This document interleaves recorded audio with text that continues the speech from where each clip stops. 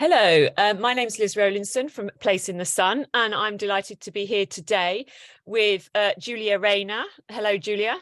Hi. And Sophie Lazenby. Hi. We're going to be talking about the Costa del Sol and how to buy a property, the area, looking at three great new properties. So first of all, the Costa del Sol, and a very popular area of Malaga, one of our most popular areas. Can you just tell us a bit about your background and how you ended up there? I actually was born here, so I started from scratch. You wouldn't actually think I was Spanish, but I was actually born in Malaga. But as you can probably hear, my mother's English. So I've always sort of been connected with this area throughout my life. And I decided to come over and relocate here about 23 years ago. So I've been here working in real estate now for quite a while. And it's one of the areas that I think it offered me the most when I was thinking about relocation. So it sort of naturally drew me back perhaps to my roots. And Spanish Legal Homes covers the whole of the Costa? It's covers two areas. It specialises in Costa Blanca, further up towards the north, and the Costa del Sol, which is our specialist area. Brilliant. And what about you, Sophie? How far do you go back in Spain? About 8.5 years now, and actually it was through Julia. So first of all, and a Place in the Sun, actually. We met Julia at a Place in the Sun exhibition looking for a holiday home. And we didn't really know too much about the area. And we were planning to come out here and booked with Julia. So yes, so about 8 years or so ago, it was a holiday home. It was in Wembley, wasn't it? Yeah, it was Olympia, yes. Olympia, I was probably there. Yeah. And then here I am. So we loved it so much. It sort of changed to be more of our permanent base. So now here pretty much full time. It's fascinating because sometimes when you've been a buyer, you make such a fantastic sort of person who can advise other people, don't you? Because you've gone through the process. Well, you live there. You can advise on all the aspects of being. It's really important to have experienced it yourself, I think, to really know the pros and cons. Brilliant. Okay, so what about tell us a bit more about why you've picked these three properties that we're going to look at today, Julia. Yeah, we have many different clients looking for many different products, but quite often at the moment, certainly over the last 5, 6, 7 years, people predominantly want something that's a bit more modern, contemporary, light, spacious, larger windows, bigger terraces, etc. So we sort of tried to choose products that we get a lot of demand for, and that also cater to this sort of the need for people to enjoy actually being here and the environment that the Costa del Sol can give. So we've chosen 3 different areas as well, which we'll probably discuss a little bit later on, to try and give some diversity and also slightly different projects and slightly different budgets. Brilliant. Yeah, they're very much about, as we'll see, indoor-outdoor living, aren't they? These new modern properties. Absolutely. It's key now, really is. And another thing I thought about, just as a general thing, new properties, the energy efficiency must be a factor. The whole eco build, because that must be also becoming more of a consideration for buyers. Yes, it is, isn't it? I mean, one of the things that obviously legislation has changed now, and unfortunately it's also put up the construction costs to a certain degree, but that's for a reason. The reason is obviously the acoustic insulation, thermal insulation, the quality of the windows. They have a far superiority than anything that was built previously. So we personally noted, a big difference actually. We now bought a new build, and previously we were in an older property, and it's world apart in terms of quality of our energy bills are much lower, and also just little things like it's much quieter. You don't hear what's going on outside unless you open the window. So it makes a big difference, and I think a lot of people are looking for that. They want something that's more energy efficient these days. I think the situation in Europe has finally really made that those sort of homes much more attractive as well. Yeah. So well, let's let's talk about, okay, let's look at a property in terms of, let's talk about the area, your first area. It's Cala de Mijas. Why is this area appealing? I think this is popular to a lot of people for a number of different reasons. One reason is that the proximity to Malaga Airport, so you can be in this area 20 to 30 minutes from the airport. So it's very easy for people to pop over at the weekends. It's sort of stress-free. And they've got lots of things on their doorstep. There are beaches there, there's mountains, you've got countryside, and you've got, of course, golf, which is a lot of golf. But you don't have, it's not the be all and end all, but there's lots of opportunity there in terms of what that area offers. You've got pretty beachside towns, you've got Mijas itself up in the mountains, and you're, as I said, 20 to 30 minutes from the airport itself, which makes it very popular for clients. We often get asked about properties that are within that sort of distance as well. Yeah, a lot of commuters now. Yeah, it is quite central, isn't it, as you say, between on the Costa del Sol, so it's great. Okay, so what's the price? Before we have a look at it, I always like to know what the price is, so I can watch it. What are we looking at, this development? Well, this particular one is a development of townhouses. Now, the price does differ slightly depending on the position in the development and so on, and the views, but essentially you're looking at between 550 and 600,000 euros. For a really decent, spacious 3-bedroom property with some fantastic outside space. It's one of my favourites, actually. One of my favourite developments in that area. Great. Well, look, let's have a look at it.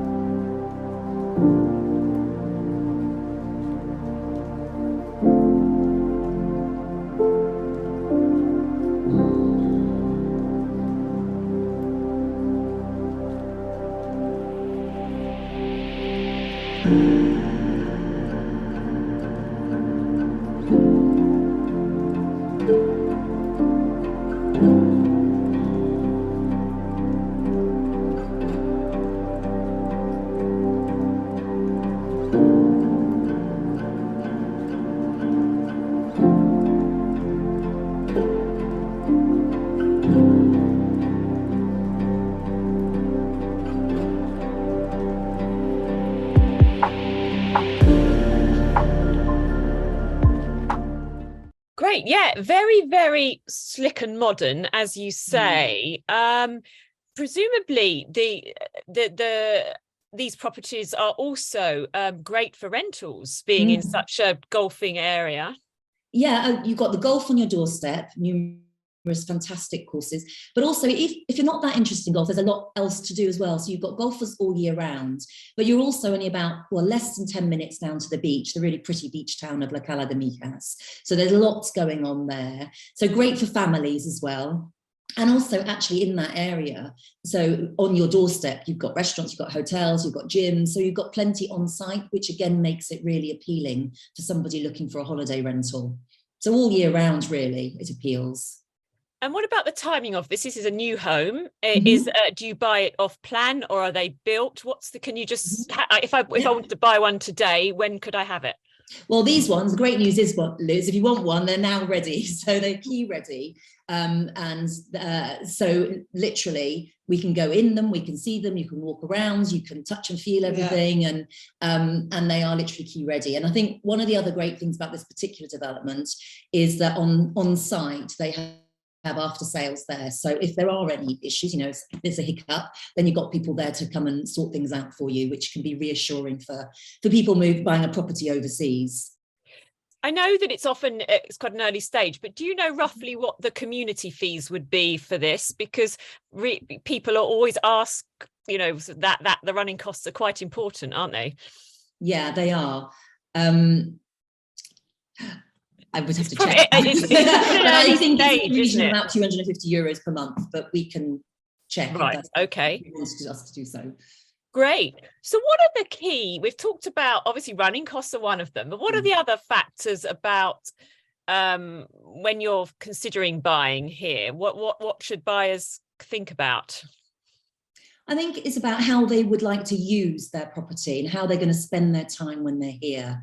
For some people, it's about getting away from everything and they want something peaceful, quiet, and they're looking for the countryside and nature and so on. Other people want to be right in the hub of it. So I think one of the things we always talk to our clients is about how they would want to enjoy their time here, and whether or not it is, how the proximity to amenities, how important is that? As well as the property itself. I think people get quite hung up on it needs 3 bedrooms or it needs this and that, and they're all important, but the area in which they're looking is also super important. And the facilities as well, that's really important in terms of, it's quite key to have a community around you, especially if you're coming to relocate.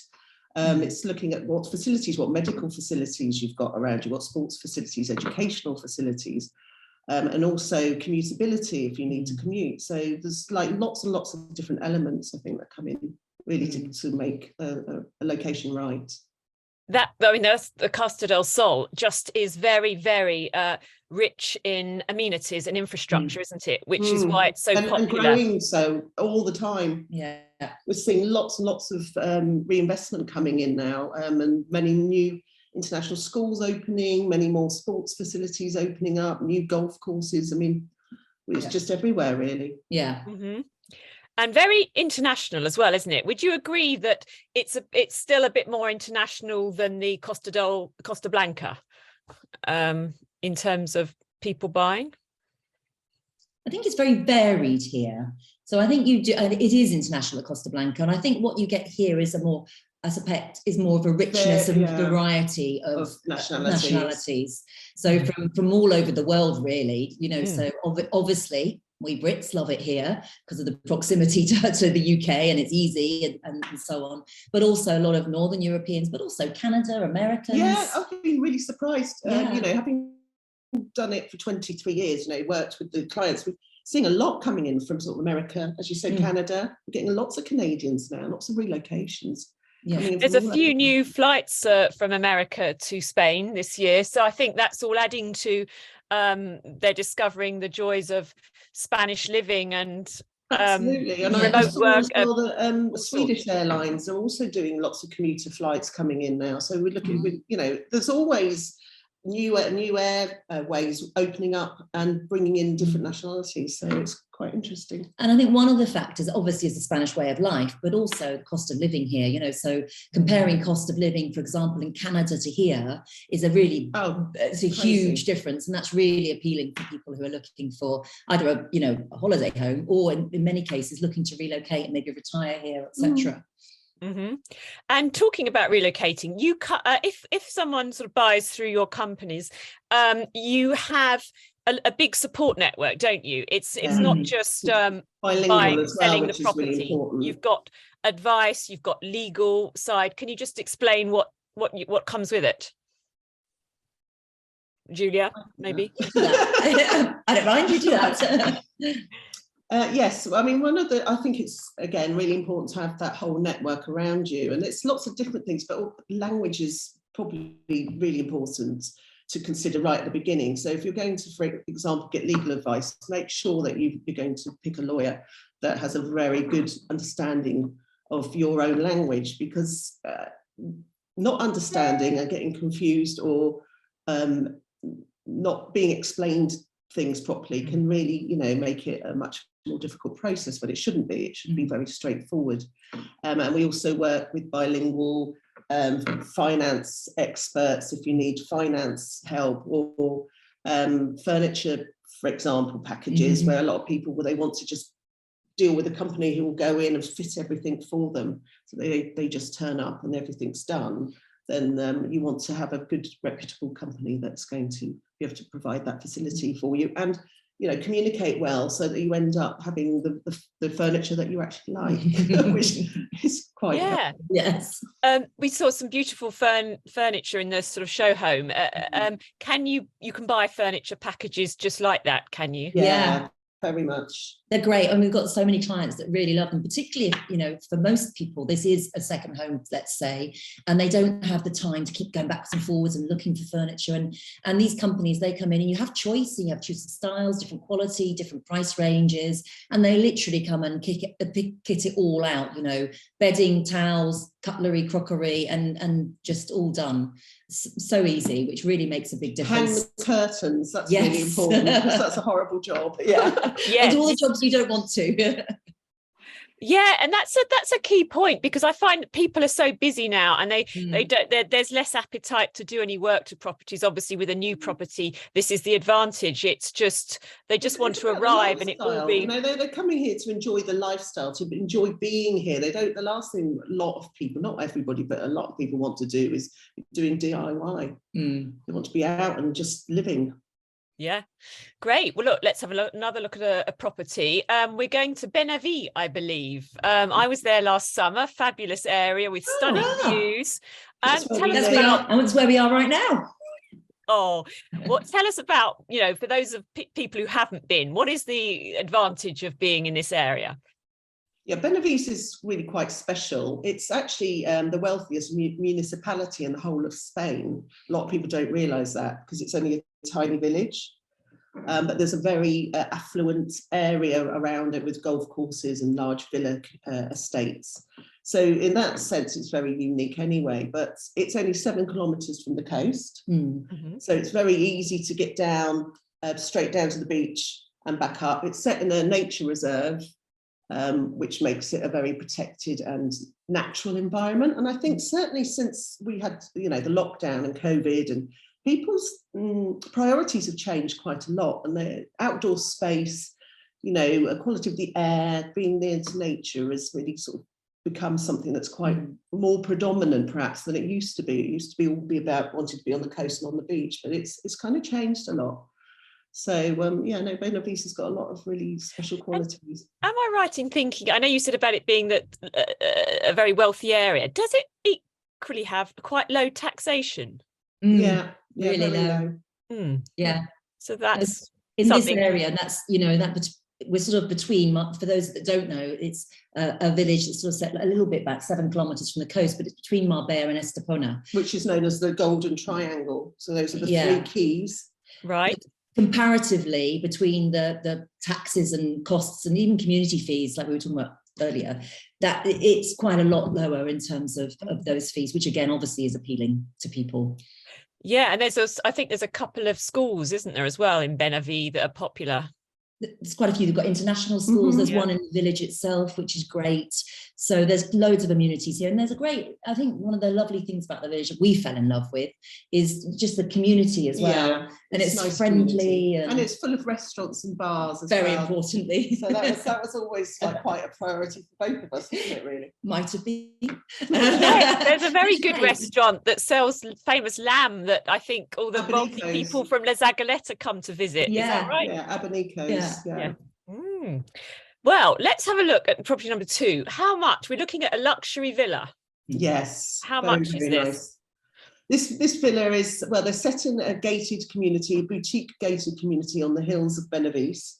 There's only 13 villas within this gated community, and they have like amazing like organic gardens. So they're very much taking the sort of the ecological route with this. And here they're starting at around 1.6 million.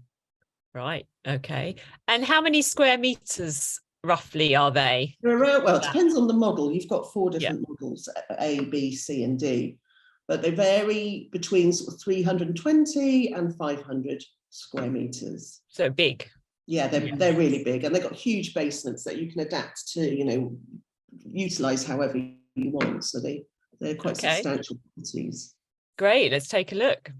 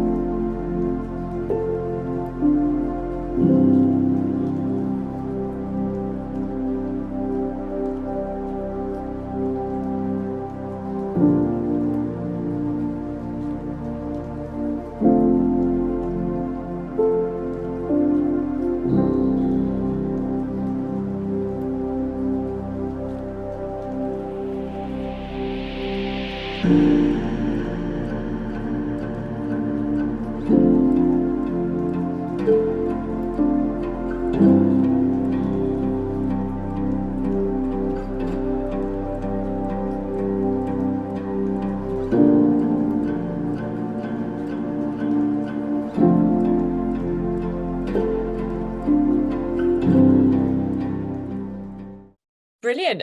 Again, very, very modern and loads of space. I mean, these would be perfect for relocation as much as they're very much relocation villas, especially because I think we were talking earlier about, there's sort of the eco consciousness that we all got nowadays, and these are really built with that in mind.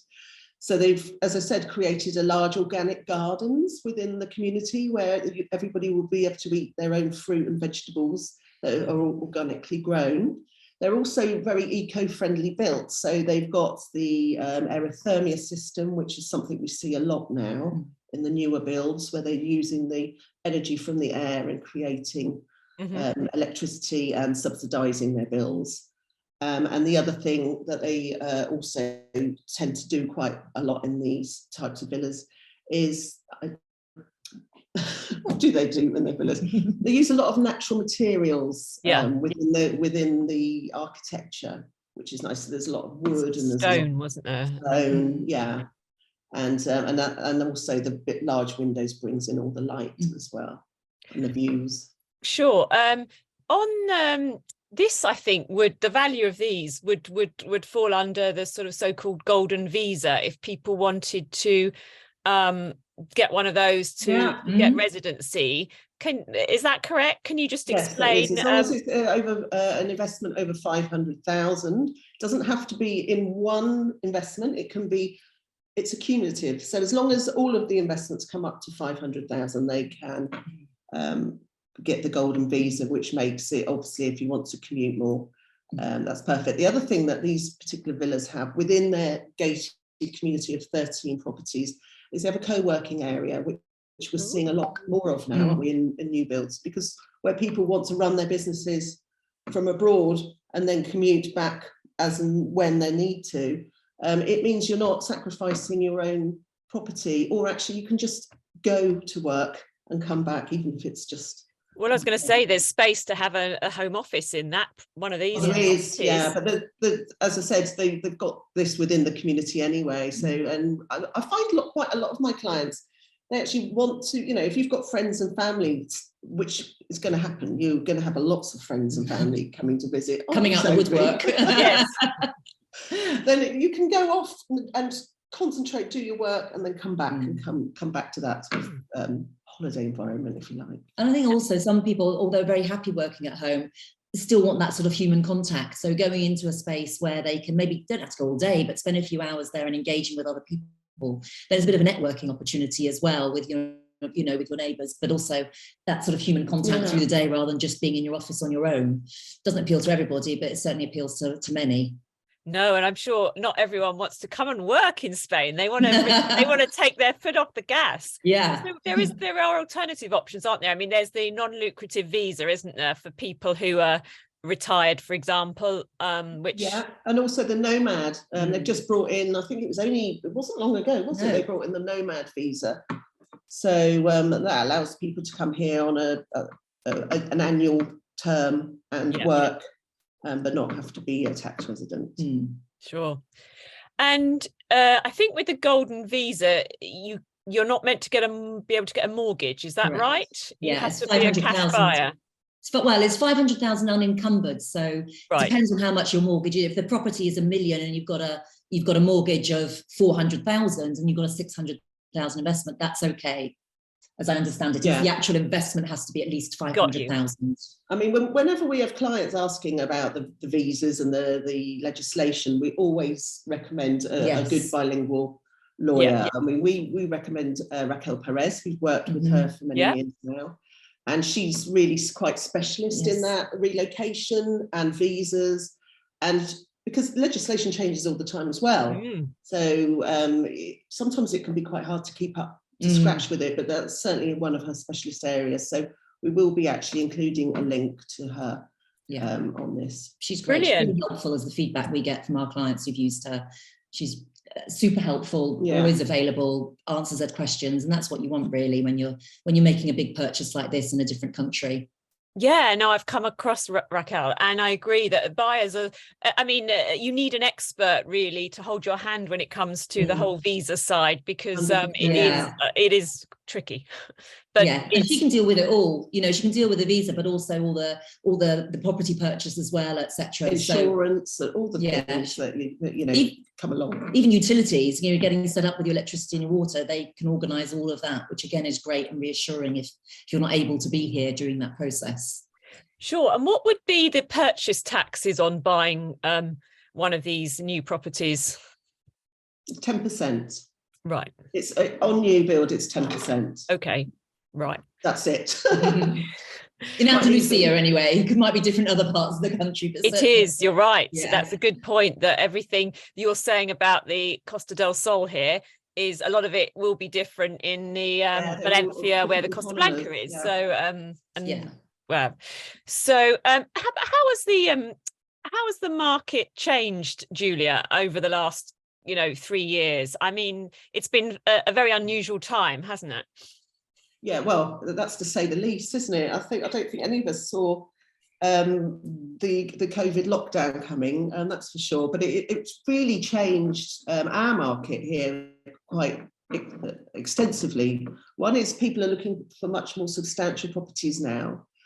Before, I think it was more, they were looking at holiday homes or something, and now people are, even if they're not ready yet, there's still, I think it's much more in their minds that they want something that could potentially be a main residence, or certainly a second residence. We're seeing a lot more people coming here with the view that they are going to be living here half the time, not just a few weeks of the year.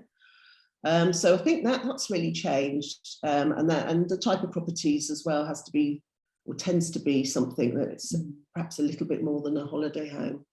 I think a lot of people spent that time in the lockdown and through COVID watching A Place in the Sun, and they may have been talking about it for years, and then suddenly it's like, let's do it, we've just got to get on with it, we could talk about this forever. And I think we saw a lot of people sort of coming out in the last maybe 18 months. I think Brexit's done that as well. I think everybody's been waiting for it to be sorted out, and we get a lot of people are just right, okay, let's just do it. Let's just do it. Yeah. Life's short. We've on aplaceinthesun.com we found that budgets for people buying in Spain are larger, which reflects what you've been saying, and the appetite is ongoing. You're right. It's the combination of factors at home, whether it's cost of living we've talked about, it's all adding up, isn't it? So yeah, definitely. Great. Well, look, let's have a look at our final property. This is in Estepona. This is an area that's really up and coming, isn't it? Yeah, it's just to the west of Estepona, but only a few kilometres to the centre, so it's really close. You've got everything to hand, and it's, as you say, it's really up and coming. You've got a new hospital, new school, new shops, new restaurants, several new developments in that area, very close to the beach, but also, as I said, 3 kilometres and you're in the centre of Estepona, and they're building a walkway that goes all the way along the beach. So perfect for walking or cycling. And it's really lovely there. So you've got the mountains in the background, a really lovely beach. And Estepona stays really vibrant all year round as well. And I think that if you want a property, we talk about, what do you look for when you're looking for a property? But if you want to use something all year round, that's quite a key factor, is look at it. Don't look at it just in the summer months, look at it, what's going to happen in that area in the winter months as well. Great. And does your money go a bit further though in Estepona compared with Benahavis, for example? Not just, I would say sort of on a par with Benahavis, but certainly compared to maybe Marbella, for example. So you're not paying Marbella prices. Although Estepona has been very up and coming, so prices have been rising there. Yeah, they have. It is a very popular area, because it's got so much to offer. And again, it's easy to get to from Malaga Airport. It's a bit further, but it's an hour with a very simple road. And actually, and you've got the bus, absolutely. And it goes directly from the airport into Estepona, and you're there and you easily get a taxi or a car from there and you're sorted. So lots going on. Prices, not Marbella prices, but they are coming up a little bit now. And I think some people are a little surprised when they come out here that they're perhaps not quite the cheapest chips as they were hoping for when they see the reality. And the reality is the cost of constructions have gone up, as we go all over the world. We can't not be affected by that. No. So that's certainly made a big difference to the property prices all over. And so how much is what we're going to look at? Again, it pretty much varies depending on the property. If you're looking at 3 bedrooms versus 4 bedrooms or 2 bedrooms, there's a variety there, but looking at in the regions between sort of 300 and 600,000. So really reasonable prices, lovely spacious properties, nice big terraces, like I think you said right at the beginning, Liz, that sort of open plan, outside, inside living being really important here. So really good opportunity here, I think, for a great home close to amenities and getting in while the prices are still not, getting in at a good time to benefit from investment increases as that area develops further. So for 300, what would you get? We're probably looking more like 350 nowadays, right? Because those prices, those ones got snapped up really quickly, the lower price ones, as people spotted them and got in. And they got in early, I mean, we're still early on this development, aren't we? There's still a good few 3-bedroom one left, and I think there's maybe 1 4-bedroom penthouse left, which is, they're marvellous. But they're sort of the 600,000 mark. But sort of, around that sort of 400,000 mark, you've still got a good range of options in the 3-bedroom Brilliant. vicinity. Okay, all right, we'll take a look.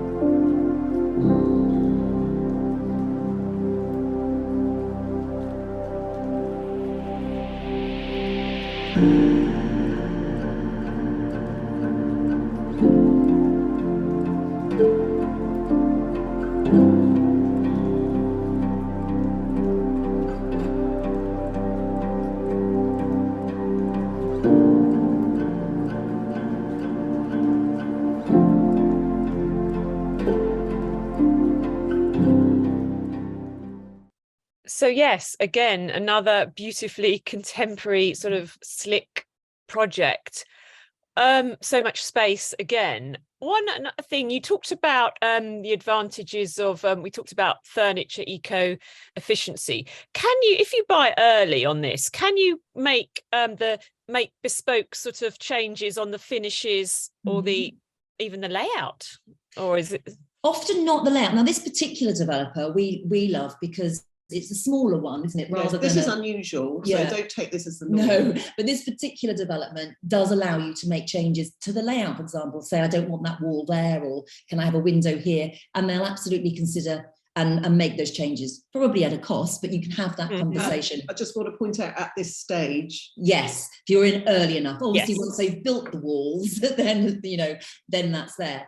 But what you can normally do off plan, even with the bigger companies, if you're in early enough, you get a choice usually of things like maybe kitchens or flooring or bathroom, but no real major changes in terms of, the construction of the property. And that is the key there, is to get in early enough, because as soon as they're constructing, then there'll be a cut-off point, by which point then everything's been decided and purchased and standardized. So then it'll be a case of you get what is being offered for that particular property. Okay, so if I bought one of those, when would I be able to move in? These are ready in 2024, so about 12 months away. Okay. Yeah, about a lot of people 2024. A lot of people quite like buying in advance as well, because they can then sort of sort out their finances and just sort of almost plan. Do you find that? I mean, yeah, no, very much. I mean, the payment plans are really, really interesting for people, because obviously you don't put 100% of your financing down at the beginning. So you depending on the development, it can be anywhere from 20 to 50%, for example, but you're actually getting 100% of the equity increase. And properties generally go from off plan to completed. They generally, without any differentiation within the actual property prices as such, will change by about between 20 and 30%. So financially, it's quite interesting, but also, maybe somebody's planning to do something in a year. They need to sell when they do the ultimate move, they will maybe sell their house, but they've got enough to do the down payment now, and they can get in on something where they can have a far bigger choice of position within the community, which is really key, and also come in at a better price.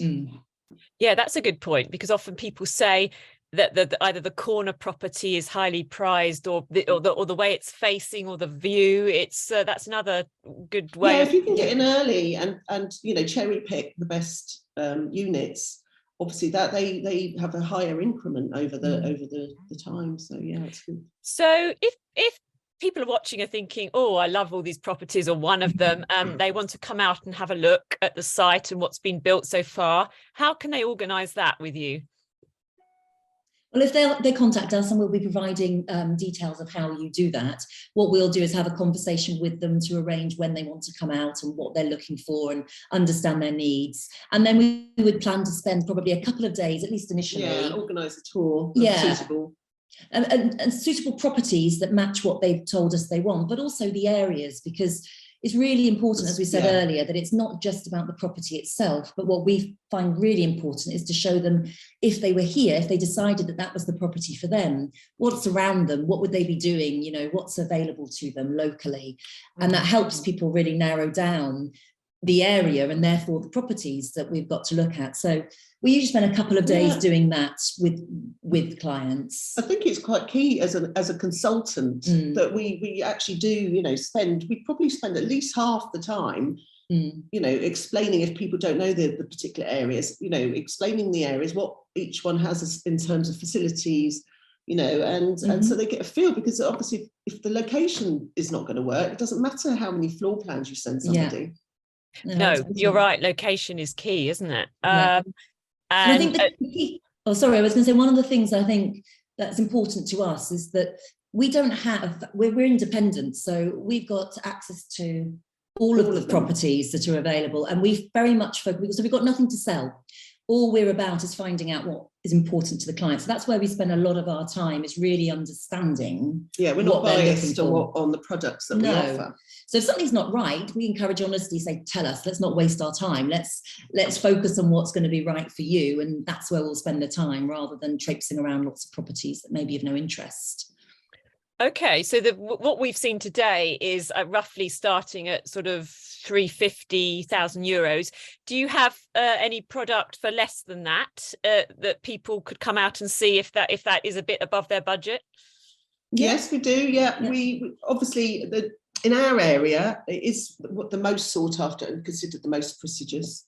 So it does reflect on the prices. Yeah. There's sort of anything from sort of 250 and upwards, I think, gives you a good choice. And I think also, whilst we've shown you 3 new developments, modern, because that does reflect what most clients want, that isn't for everybody. Some clients do prefer a more traditional style property. So we're not restricted just to modern. We will also help with looking at resale properties if they're looking for something a little bit older or more characterful, for example. So we can help with those as well. Great. And what do you think, you've touched on location, Julia, but what do you think the most common mistake people make when thinking of buying abroad? That look at me. You didn't make a mistake, I realise. Oh, I made a few, but choosing Julia wasn't one of them. I mean, location is definitely, perhaps for my experience of talking to people, the thing that some people get wrong and then end up having to sell because it's too far from where they want to be. Yeah, I think people can get quite wrapped up when they come over, especially if they've been on holiday somewhere in the high season and they've bought something and then they realise, oh, actually, you know, in the winter we turned up and it's a ghost town. So that's why I was talking about earlier, that it's really key to sort of see what the area is like all year round, if you're wanting to use it all year round. So maybe finding out a little bit more about the locations and not getting too focused on the actual product first, and then doing it that way round, I think saves a lot of time. And doing your research, it comes down to, doesn't it? Which we were sort of thinking about closing up, but I mean, you know, they could come and see you at the property exhibitions, they can come and talk to you on the phone, they can just sort of talk to your experts to get some legal advice, work out if they're going to be able to get a mortgage. It's just doing all that before they come and see the properties, perhaps. Exactly. Yeah, I mean, there's nothing worse, and it's so disappointing when people come out, they absolutely fall in love with something and then go through the process and realise they can't do it. Yeah. It's you know, we've seen that quite often over the years. So I think it's important to manage expectations as well, because the property prices in Spain do vary widely depending on where they are. But I think some people don't necessarily, they just hear it's in Spain rather than where it is. So they'll have sometimes have an unreasonable expectation of what they can get for their money here. So I think that's a conversation we often have with people, is about to try and manage that expectation that you're probably not going to get a 4-bedroom independent villa with a pool for 100,000 here,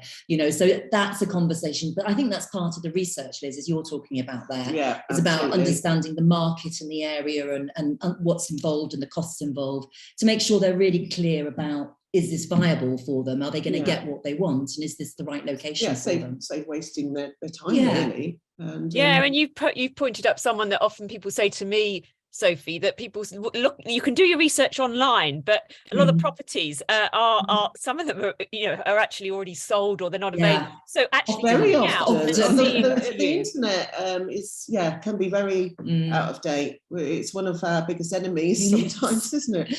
So we again, that's what we're here to do, you know. So clients often say, "Oh, I've spotted this one, I'm interested," and I'll look at it and say, "Actually, you know, that's no longer available." So what we find is, I suppose, more effective is, rather than saying, 3 months before you're due to come out, what about this property? Well, that may not well be available by the time you come out.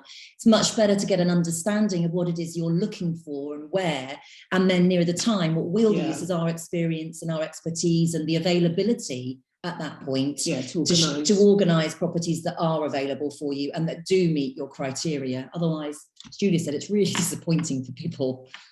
Yeah, well, I think people need to think about booking a trip for the next, get on and buy these schemes if they're keen, because it's going to I suspect this spring's going to get sort of busier. And absolutely. It's a good time to come and have a look. It's a nice temperature. You can concentrate a little bit more because you're not in the sort of high season. Yeah. Okay, well, look, thank you. Lots of brilliant advice there. I hope that's been interesting to everyone having a look. So thank you, Julia. Thank you, Sophie. Thank you very much. And, thanks, Liz. That was great. Lots of more resources on your website and with this webinar. Thank you. Perfect. Okay. Thank you. Bye. Bye.